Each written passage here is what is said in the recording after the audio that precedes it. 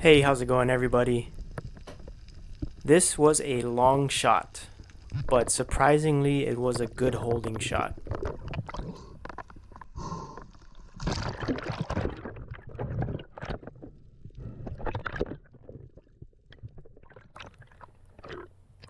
Always a good idea to dispatch your fish as soon as you can and hit the reset button.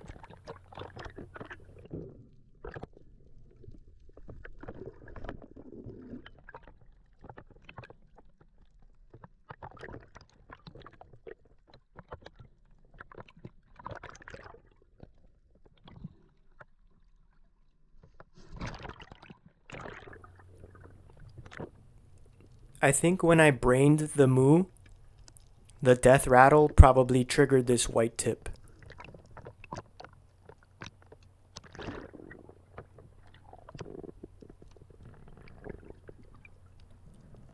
During the day, these sharks are usually napping in a cave, but this one wanted action. She is probably used to getting her way and has gotten a lot of people's fish.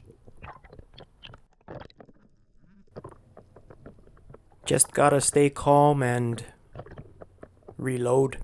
I still have the moo in my other hand.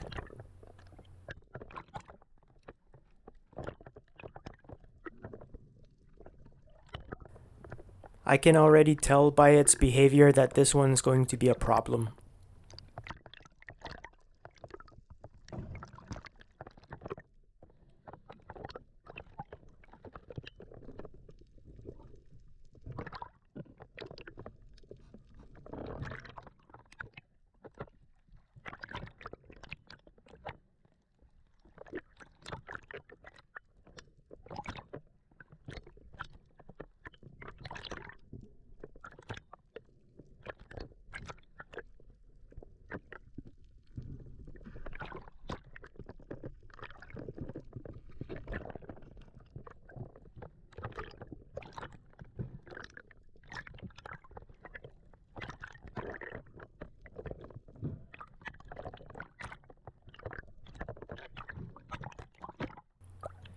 Diving alone is not that safe, but no matter, I just need to swim back to my float so I don't get run over by the outrigger carrying tourists.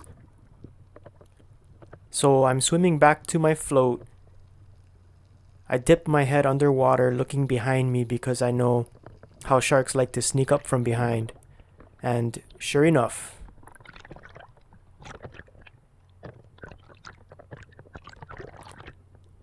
just like I thought.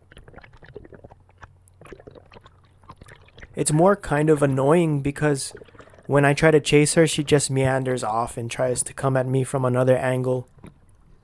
So it's at this point I usually let the shark decide its fate.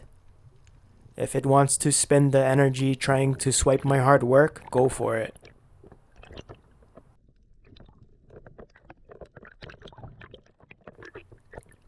Signs of an aggressive shark are usually an arched back, fins pointed downwards for speed.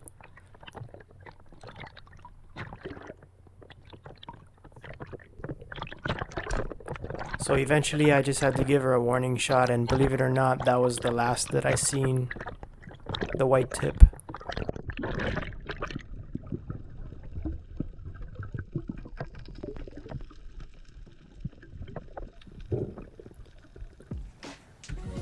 Once you cleaned and cut up the fish into skinless fillets, you can portion it into sandwich-sized pieces.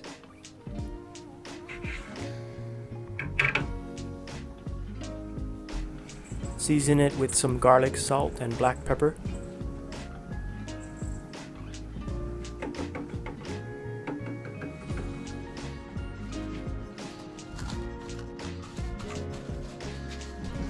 The batter is just all-purpose flour. Don't forget to season with salt and pepper, it makes a difference. Get a cold one, preferably a light beer, and keep adding flour until you get the consistency of like a drippy pancake batter.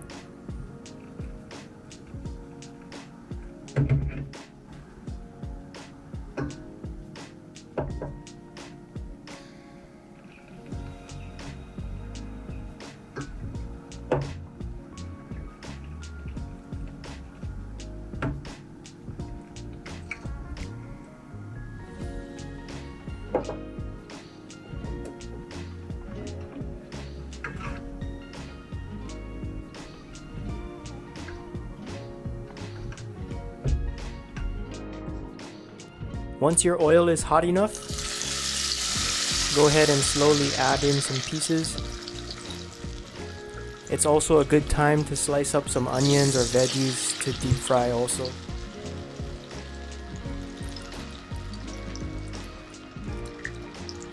Just cook the fish until golden brown on all sides and then dry them off on a paper towel.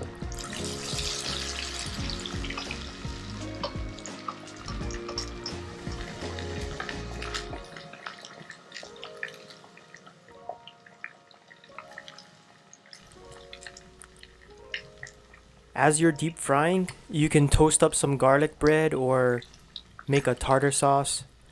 Something a little different, I was feeling the spicy sweet and sour flavor, so I made a mix of honey, sriracha, and sesame oil.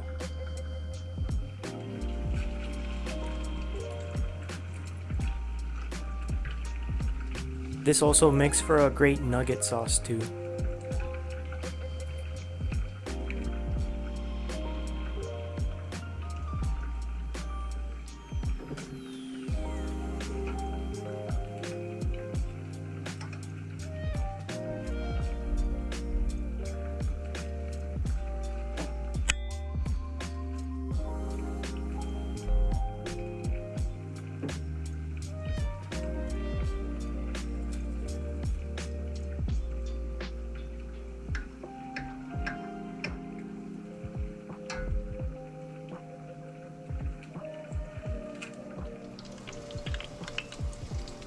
Now simply build your moo burger, stack it however you like, add onions, hold the pickles. So much possibilities.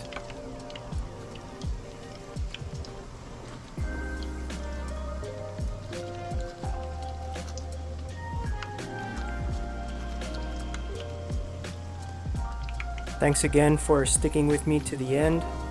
I hope you enjoy these catch and cook videos. Leave a thumbs up if you can, it means a lot to me. And I'll see you on next dive.